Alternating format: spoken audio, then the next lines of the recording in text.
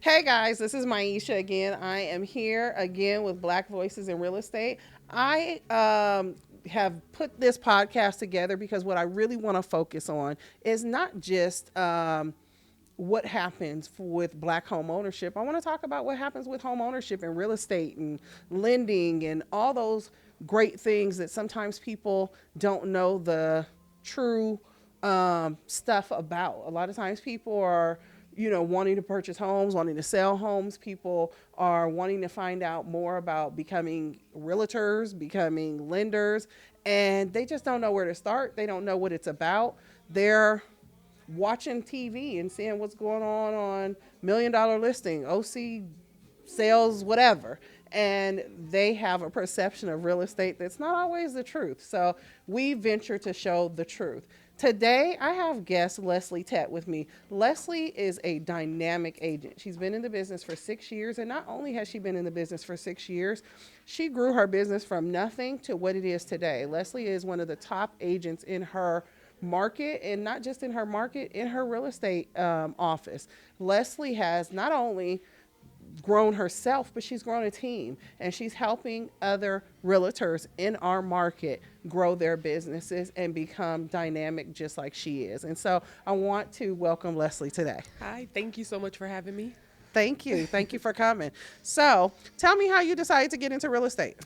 For me, it all started when I actually bought my house. Okay. I come from a line of a lot of homeowners in my family, and I just decided I wanted to buy a house as well, and had a really good experience with my realtor. Okay. And it just, I was like, I have to be able to provide this to other people because of the joy that it brought me and my family. And we just kind of jumped head first and said, this is what we're going to do. And I say we, because me and my husband, Yeah.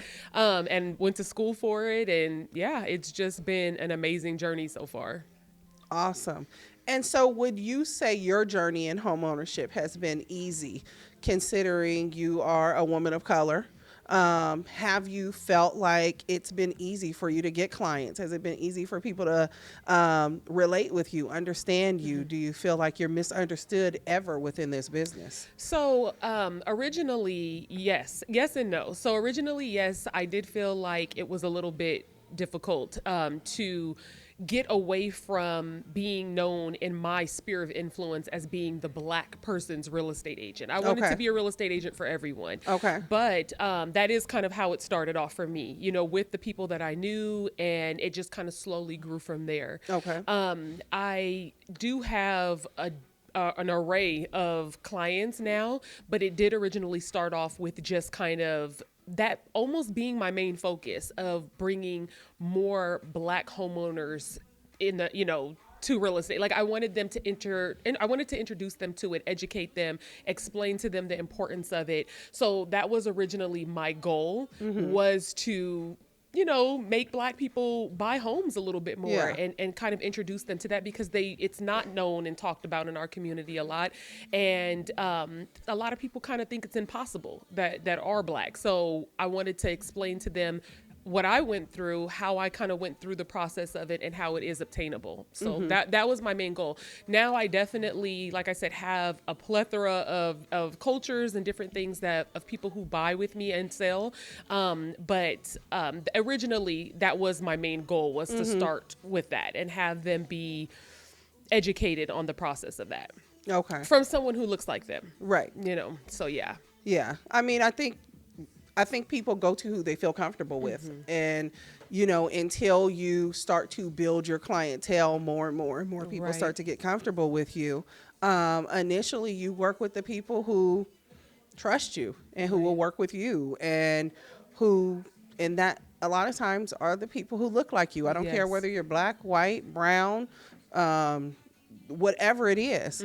People are going to usually gravitate to what looks like them and Right. what's common to them. Right. And then as you build a name for yourself, and as you build your brand, and as you build just what do I call it, like trustworthiness Right. in the space of real estate, more and more people who don't look like you will start to come to you because Right. you're going to be referred. Exactly. And then you become the preferred person Yeah. in a certain area, or, just within, like, example, when I started, I remember YOLO was like a big term. Yeah. And so I created some shirts that said you only list once when you list with Maisha Love Majors. it. And so a couple people were like, "Oh, I like that shirt. Can I Yeah. have one?" And I was like, "Only if you're going to wear it to work." Right. And so my husband started wearing his to work. He works at a big, company. And then some of his coworkers were like, "I want one." Wow. And Okay. so then he was like, "Can I get some more T-shirts for a couple people?" So he You're was like handing them 10 out at work. $15 a piece. And I was like, "Yeah, sure." My Yeah. stepsister started wearing it. She works for the VA, so she started wearing it at work. Nice. And I was like, "Oh, wow." Like, I'm having people who don't know me, but they know Right. my husband, or they know my stepsister, or they know, somebody who's wearing this shirt, Yeah. and they're taking a picture and calling the number. Nice. And Nice. so Yeah. that's what you want. Right. Yeah. Right. Yeah. I mean, so it was, I wanted to definitely, I wanted my people to know that they could trust me, that they could count on me. But I definitely, like I said, wanted to be an agent for all the people, course. but that was primarily my main focus. Yeah. Like I said in the beginning, and luckily, that's the majority of the surroundings of people that I grew up with, and as far as building trust, that's definitely difficult, I feel like, in our community, because Absolutely. especially, I hate to say it, but Black people kind of have a bad rep sometimes with business, or their expectations of other Black people in business. If you go to a Black restaurant and it's, a Black owned restaurant, it's like almost as if they expect a little bit more out of Black people when they are Black people, opposed to when you go to a restaurant owned by someone else and the expectation isn't as high. Yeah. So I felt like that did kind of apply a lot of pressure for me to have to build that trust of them kind of working with their own kind too, because again, there's a stigma there of that, oh, I Absolutely. try to stick to Black owned businesses and I get burned, or whatever the case may be. So, building that trust was definitely, it took some time. It takes time in our community. It did. Because there are so many instances where not everybody is honest, and if we're honest, it happens in everybody's community. It does. It happens in does. everybody's But it's community, voiced for but ours. it's voiced in our community Yeah, more. It is. So, it is what it is. Yeah. So I wanted to talk to you because I saw NAR recently put out an article stating that the home ownership numbers in the Black community has grown. And so, of course, I clicked on it like, we've grown? Yeah. Because I just talked about this with Exactly. another person in another podcast, and our home ownership numbers have trailed our white counterparts by about 30%. Some people say, like, don't focus on us. It's not our fault. And I don't think this is about saying whose fault it is or it's anybody's fault. Right. Our families got started in the home ownership game a lot later Right. than our counterparts because of the world that we live in. We have fair housing now, and we have different things that have helped build our home ownership numbers up, but there's still a lack of knowledge, and there's still a lack of resources sometimes within our communities. So when I opened the app, our home ownership numbers have been sitting at 44%. They're closer to 45% now. So it's like, they've went from, 44% to like 44.7% or something like that. So it has grown, which is good. That means people like you and me are doing our job. Exactly. And we are out here bringing change about.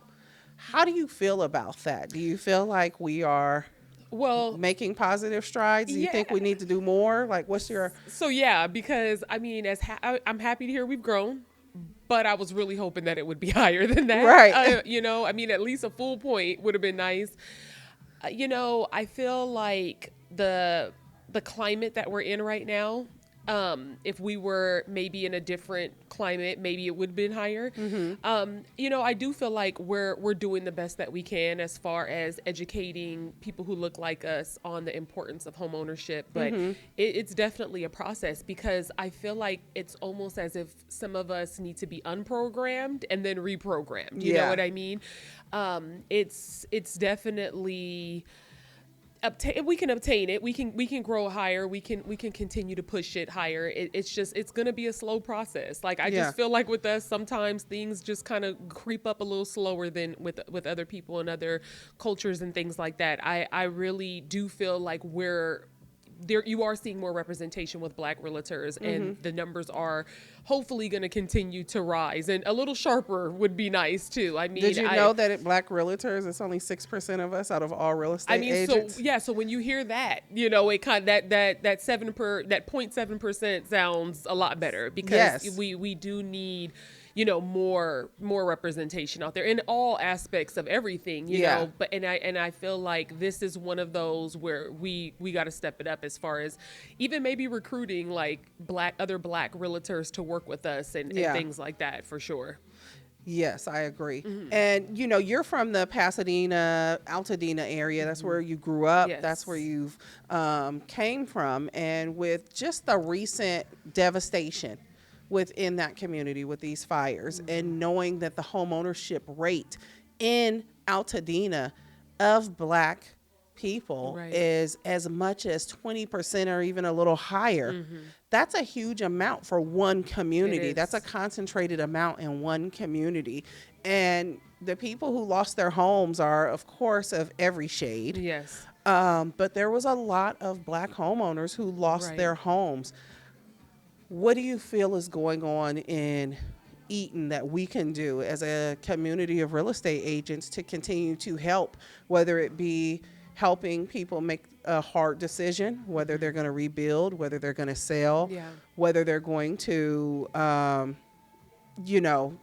whatever it is. Yeah. What do you think as real estate professionals? Do you think there's more that we can do? Do you think there's more we should be doing? And coming from that community, what are you hearing? So, I mean, originally when it first happened, it was devastating. And, the first thing that kicked in for me was not in a place of being a real estate agent. It was more of, my family lost their home in that. Right. So it was kind of jumping headfirst to make sure that they were okay and everything was good. And once that happened, and we were able to kind of take a step back and see the devastation for what it was, me and my team, instantly just rallied together to make sure that they had just the basic necessities of things and make sure that everybody was just okay. Now that everybody is good and they're okay physically, I mean, we did lose some people. I think the most important thing is education. It's always going to come back to education, because a lot of people, I mean, they were homeowners, but they didn't set out to be homeowners. Those homes were purchased decades and decades ago. They've been passed from generation to generation. So the people who were living in those houses, their grandmothers purchased those houses. They don't know anything about homeownership. All they knew is they didn't have to pay a mortgage, and they got to live in grandma's house, and that they have to pay their taxes. And that was pretty much it. So a lot of them didn't even pay insurance on the house, because it was completely paid off and it was free and clear. So they were just, living their lives. And one of the things that's going on right now is there's a lot of guilt. There's a lot of guilt going on from people who are not even necessarily from that community, telling people not to sell. And this needs to be an individual decision based on the family circumstances. Absolutely. Nobody needs to be telling them which way to move either way. It needs to be something that is based on a case-by-case basis. I'll talk about a piece of land that I just recently closed on Monday. We they didn't want anybody to know that they were selling the land. And, it's making a move like that, even under those circumstances, could be an exciting thing, that people have a new start. They have a fresh start. Now, this is a family and they can take that money, divide it. Now everybody could purchase homes if they wanted to. So even though it comes from a tragic place, there's triumph at the end of that. Yeah. And they couldn't even feel comfortable in expressing that and sharing that joy, because there's so many people yelling, don't sell, don't sell. And it's like, you can't tell people what they should do and what they shouldn't do, you know? Especially when you're hearing that it's going to take 4 to 5 years Oh, yeah. to rebuild your home. Yeah. And And that's people don't have the and money that's for that. and that's the good. That's on a good That's that's on a, a good a quick turnaround time right. for that. Considering how many homes and structures were lost, 4 to 5 years is that's almost a pipe dream, so to speak. Exactly. And what are they Considering, to do in the meantime? yeah, this You is a know? huge community that was lost. Exactly. So for people to stay in limbo that long is a long time. Where Right. do you stay? What do you do? What Yeah. do you know, do you go rent a home? Do you go and, what do you call it? I just recently heard the people who had the Bunny Museum out there on the news talking about how they're at their third hotel. Wow. And they're Yeah. trying to rebuild, and people are sending them more and more bunnies. And they were, telling their story about how they Yeah. collected all these bunnies over the years.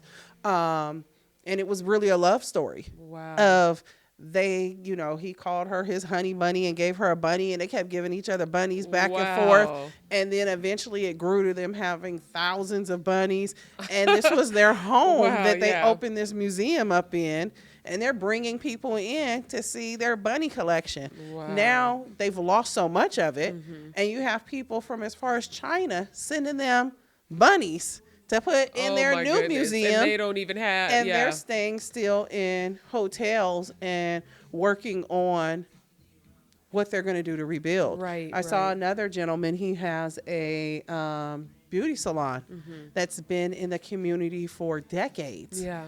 And it's fine. It did not get burnt down by the fire. But then there's he survivor's doesn't have guilt any with water that too. Yeah, He don't have no water, so he can't open up. There's a few people that I know that homes didn't burn, but And so everything now they around feel- them, yeah, they feel this survivor's guilt. And like you said, there's no utilities, there's Yeah. no anything. The community that they once knew is completely gone. Yeah. So it's like they even don't want to stay anymore at Yeah. this point. You know, one of the big things about me, like I said, I went into real estate because of the transaction that I had and how it changed my whole family's life Yes. and becoming a homeowner. And, you know, home is very important. And I feel like as a realtor, if you don't believe in that, then you probably are in the wrong business. Absolutely. So watching these people go from hotel to hotel to hotel, you know, and not being able to be settled. You have people who are in their 80s that need to be home. You know what I mean? For more reasons Some than of my one. mentees, one of my mentees in particular, had a aunt and uncle who were like, I believe in their late 80s, early 90s, who lost their home. Yeah. And they kept the land, and luckily, thankfully, they were able to be like featured on the news. And so their GoFundMe collected a decent amount of money. I can't say that that's what they used, but they did go purchase another property. Wow. And they still have their property, and they do want to rebuild their property. Yeah. But they have the means and the ability to say, let's go purchase something else so Right. we're settled. But everybody doesn't have that Exactly. situation. I Exactly. did that California Love event, and it was for the victims of the fire. And Right. one of the girls was there, and she says we were multi-generational living. So I was living with my grandmother. My mom was living there. Me and my daughter was living Yeah. there. She's like, now we're all split apart trying to figure out what our next move is. And she's like, I'm staying in, I think she said it was like a mobile home park or something. But she was like, weekly, you have to get approved to keep staying stay there. there, yeah. Her grandmother is staying somewhere else. Her mom's staying somewhere else. So these are like real people, It real is. It situations is, who yeah. are unsettled. Luckily, I mean, not luckily, it's sad, but her little girl's only like 2 or 3 years She old. won't remember it. Not only Hopefully. that, but it's not like she has to worry about the school situation. Exactly. You have so many of these parents who have to worry about what school am I going to put my kid in. Right. You know, you look at Pacific Palisades, and yes, it's devastating what happened there too, but the socioeconomic situation there is so starkly different It is. than it is in Altadena. So you have families who were able to say, well, I'm going to just pick up and I'm going to go stay in my home over here while this home gets rebuilt. Exactly. Or I'm going to go buy a house or rent a house for, you know, they could afford to say, Exactly. oh, it's a $10,000 or $12,000 a month rental. Some of them could afford to do that versus Yeah. with the Eaton fire, those families don't have that same kind of financial situation. Yeah, it definitely was a different. And so it's different flavor definitely for a sure. tale of two worlds when you look at this happened at the same exact time to two different communities, Right. both extremely devastating, Yeah. but both an extremely different recovery process. Right. Right. And so it is just so sad. It is. And It so really is. unfortunate. Yeah. I mean, I can't stress it enough of, again, just letting people do what's going to be best for them. And as agents, any black agents, that we have to be able to get there and just educate the people and lay out their options to them, and do it in a way that they genuinely feel supported. Yeah. And just knowledge is power, just letting them know, like, these are the different options, that what is going to work best for you and your family. And it's important to provide the knowledge and the is. education versus, I'm sure, some of them feeling like people are just coming to make a quick buck. Yeah. People are coming, you want to sell your house, you want to sell your land, you want to. Absolutely. It's like that's not what they need. Right. So if you're going to step in the space, step into it with a big heart. Yeah. With a heart Absolutely. of, I may not ever make anything from this, Yeah. but what I'm doing is providing information and resources I always for say people. that's a different type of payment. You know Yes. what I mean? Because it feeds you spiritually. Yes. And that's usually what I get from my buyers always.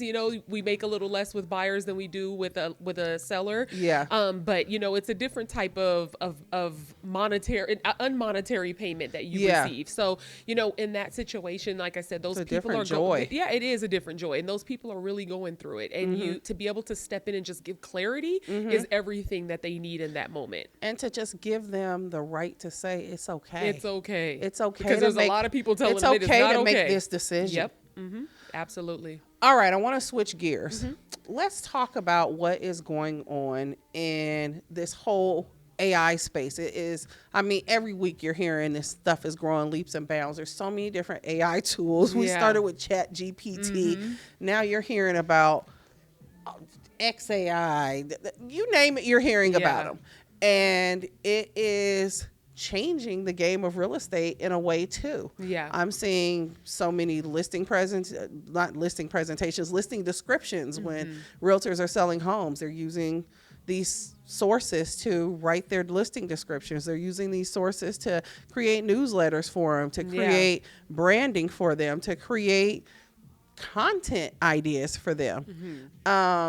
And I use it myself. I think it is great, but it also scares me too. It scares me too. And so what's your opinion about it? Do you use it? Okay, so the first thing that comes to my mind whenever I think of this is I always think of that Will Smith movie with the iRobot? Yeah, was it iRobot where he was all by himself? I think so. And those Huh? I Am Legend. I Am Legend. Okay. And I know that it's not quite to that extent, but it kind of, it gets a little, I don't know. I feel like it should be done with care, okay? Yeah. I feel like, I do use it. I do use it, especially like the Chat GPT to write a listing description for me. Some of them words, I forgot they even existed. Right. And they'll pull up and it'll be amazing. Yeah. And I feel like that's okay.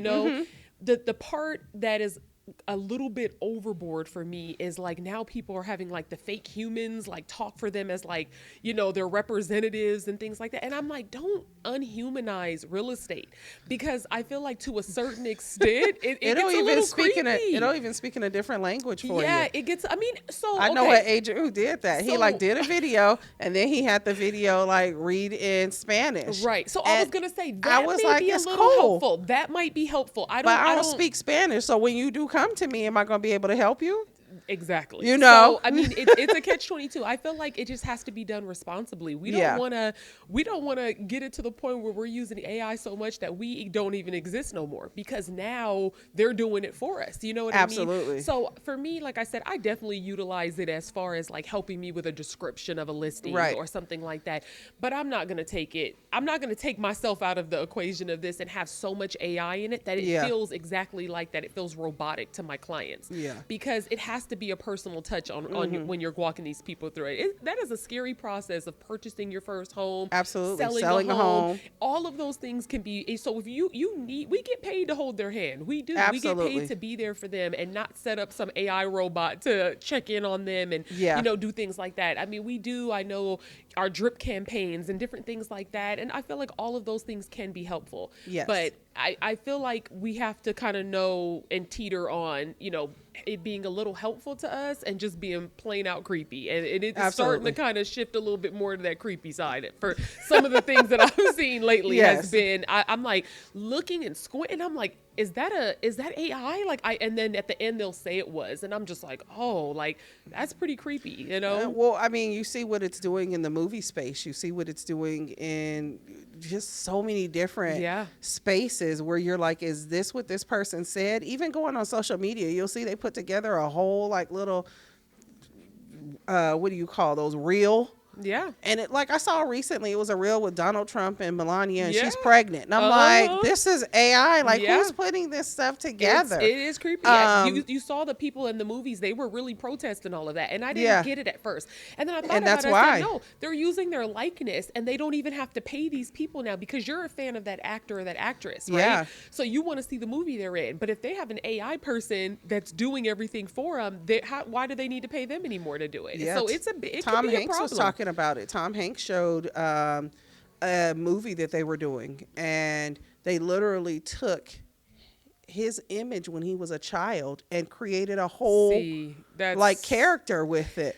And that's creepy. And if it's you, I want to think it was Tom Hanks. And I was just like, this is scary. It is. Like you said, a lot of people didn't understand what that whole strike was about. Yeah. But a lot of it has to do with them being able, like you said, to take their likenesses and create a whole production, a whole movie, a whole, that's the stuff that's scary. Or like people giving misinformation from you. You know what I mean? So like if people follow you and they come to you for their real estate knowledge, and then now someone creates a Maisha that's an AI, and she's telling everybody the wrong opposite information. Yeah. You know what I mean? So we and have And how do you control that? You can't. How do you control that? Because once it hits the internet, you know what I mean? So you have to, there has to be a limit to what we're doing with this AI stuff. I'm fine with the onward and upward of things and keeping up with the times, and I know we're shifting with that, but I think that there has to be some responsibility of making sure that you're not doing it to the point where you're almost out jobbing yourself, Absolutely. So that's just my opinion. I think the good thing about real estate and just financial industries, period,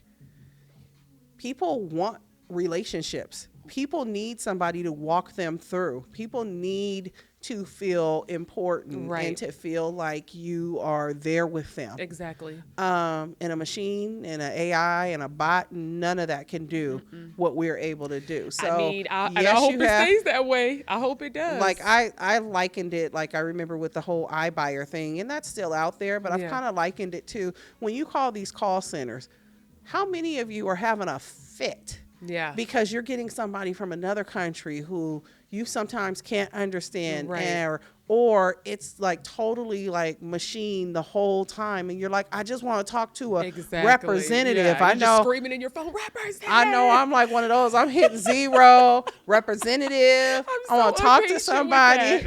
Like I'll just hang up because I'm like, I can't do this today. So that's what I think taking AI and bringing it to real estate would take real estate too. And if we're honest, most people can't stand that. So I think we'll be fine. Yeah. That's my opinion. I hope so.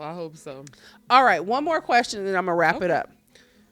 Where do you think the future of real estate is going? We see everything that's going on with these tariffs. We see everything going on with the changing of our political climate. There's a lot going on. They're like the 10-year bond is going down. You have people projecting or predicting that there's going to be 4 or 5 interest rate reductions. You have the Fed chair saying, I ain't reducing the rate. I don't know what y'all talking about. Like it's just all over the place. Yeah. What do you think we have coming up in the next 2 to 3, 4 years? I mean, I wish I could predict it for sure. I feel like it's going to be exactly the way it is right now. I feel like it's going to still be all over the place. And I feel like, we need to be prepared just for it all. I had a conversation recently with one of my agents on my team where there's a house that's sitting on the market. It's just kind of sitting there. And, she says, people don't want to buy right now because they're so unsure of things with the way the government is moving and this and that and and I said, you would think that if people were unsure that they would actually want to kind of buy and get settled in somewhere and be put before things really shift, if that's what their fear is, And we both kind of just looked at each other and started laughing because we said that we don't know what's going on. We just, Yeah. so, the best thing that you can do, it kind of goes back to what we were talking about before, is just do what's best for your family at this time right now, and be ready to move however you need to move to make, those adjustments. As an agent, that's what I'm kind of preparing myself to do, is just to be able to be flexible with however this thing is getting ready to shift. Yeah. You know what I mean? I can't predict how it's going to be, but if I could take a guess, I would like to see and hope for interest rates to come down, some. And I think that may happen. I don't think that we're going to see 2%, 3% probably ever again in our lifetime. So the people waiting for that, that's not going to happen. So just, you going to talk yourself right out of home waiting for that. So, and just continue to educate myself on different ways to get buyers and these new coming homeowners into homes. I saw something that said millennials right now are falling behind baby boomers again with being in the market, buying and selling. And obviously that's because they own homes that they paid $100,000 for that are worth $1 million now. Yeah. So, they're selling and downsizing, and, those millennials, we can't afford $1 million homes, So we just have to kind of continue to roll with the punches of whatever it is, educate ourselves, continue to educate our clients with all of the different options that they have. So whatever the market does and shifts and moves, we're ready for it. Absolutely. I agree. I'll play devil's advocate. I think we could see 2% and 3% rates again. What? Don't say I don't that out necessarily loud. think that I'm going to see it. I don't necessarily think that it's going to happen, in the next, couple of years. Yeah. But after we get through what may be going on, it may be necessary to clean the market back up. We'll see what happens. We will see what happens. Times were good then, weren't they? Times were real good. I love then. those houses sitting on the market for 3 days with 27 offers 3 coming days, in. shoot, yeah. Well, I'm in the high desert. Yeah. So we're a little behind on that. We're 3 days I'm up there in the good It'd times. be like a day or two, and you're like, this is already getting ready to go into escrow. Wow. But okay, Lesley, I want to thank you so much for spending time with me and for course. just giving me your insight and sharing yourself. I truly appreciate the leadership that you provide in this business. I love watching your growth. Thank you. This has been ongoing for me, watching you. I've been in the business 11 years. So to see like my people coming up Yes. and actually doing the dang thing means so much to me. People will tell me sometimes like, I've been watching you or you inspire me. And I'm Yes. like, really? No. Let me And chime I'm in like, on I'm that. trying You to like absolutely learn do. from y'all. No, you absolutely inspire me. I love and you're reachable. I can call you and I just have those little questions and you always stop what you're doing to help me. So I appreciate you. I appreciate you even making this platform available for me to speak, but for others to learn. So I definitely want to give you your flowers because I think you're amazing. I appreciate it. I try to be what I can be to who I can be, Yeah. it too. But yes, it is. It's a role that like sometimes some of us don't ask for. That's true. But I try to It's be your calling. there. It's your calling. I try to be there because this is what I needed when I was new. Right. And it wasn't necessarily available to Absolutely. me. And so my biggest thing that I always said was when I get there, I want to help whoever I can get here too, because there's plenty for us all. It sure is. So I appreciate you. Keep doing what you're doing. Thank Keep you. inspiring us all. And until next time, that is a wrap for Black Voices with Real Estate, episode 5.